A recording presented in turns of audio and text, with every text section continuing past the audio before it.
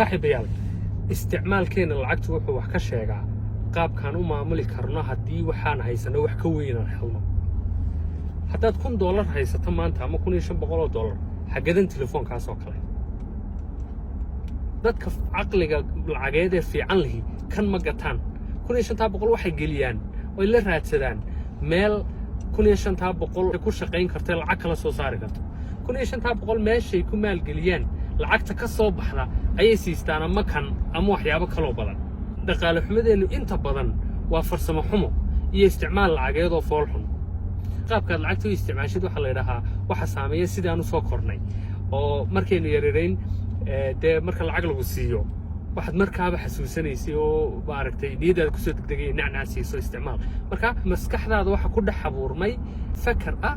lacag markaad heshid waxbaa lagu gataa waa la isticmaalaa dadka wayska ee farsamada lacag isticmaalka yaqaana lacagtooda waxay yar shaqaystaan ay maaragtay dadaalka ku helaan kuma bixiyaan waxyaabo ay ka helayaan farxad yar oo degdeg ah laakiin aan waarin laakiin waxay ku dadaalaan in waxay yar helaan waxna isticmaalaan waxay uga baahan yihiin waxna meel lacagtaasi ka shaqayn karto wax soo saari karta gashaan marka kan isticmaalkiisu waxba kuma soo kordhinayo oo aan ahayn qanaaco yar oo degdeg ah iyo farxad yar oo aan waarin ayaa laga yaabaa inuu sababayo laakiin kan lacagtaada koobaad geline kan waxaad gelisaa lacagtaada koobaad intaad meel kuugu shaqaysan la raadiso lacagtaadu lacagtay shaqayso ka gada kan $1 oo kastood heshaay waxa la yiraahdaa waxa weeyaan shaqaale daacada haddii aad ka shaqaysiiso oo meel ku shaqayn karo geliso $1 wuxuu ku gadi karaa iyo waxaad rabto marka sababta inta badan suuqulka lacageed iyo baahidu inoogu badan tahay waxa qayb kamid ah la oran karaa in farsamada lacag isticmaalkeenu ay xun tahay waxa dadka qof aan mishaar badan iba soo galin bishii haddana $2,000 ku gadanaya telefoon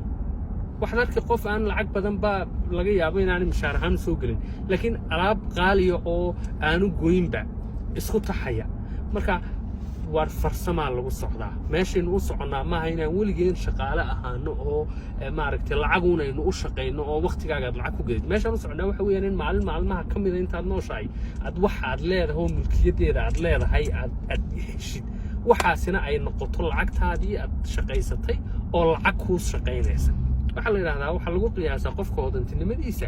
inta aad noolaan karto adigoon shaqeyn معناه waxa weeyaan dadka qaar maanta iyagoo guriyooga joogo family-googa waqti la qaadanaya ama nasanaya ayaa lacagtoodii ay shaqaysteen oo si fiican u maareeyeen meel wax u soo saaraysa galiyeen ama ganacsi ku maalgashadeen baa lacagtii baa shaqaynaysa oo ku shaqaynaysa marka intaad nooshahay kamid waxaad rabtaa waxaad leedahay oo mulkiyadiisa aad u leedahay inaad yeelataad rabtaa taasi kuma timaado haddaad $1 maamuli kari weydo $100 maamuli kari maysid haddaad $100 maamuli kari weydana $1,000 maamuli kari maysid haddaad $1,000 maamuli kari weydana $100,000 maamuli kari maysid haddaad $100,000 maamuli kari weydana $1 milyan maxaad ka higsanaysaa marka farsamada iyo edaabta isticmaalka lacagta waxa ay muhiim tahay inaan barano marka aan inta yareen hayno barano si loo maamulo marka hodantinimadu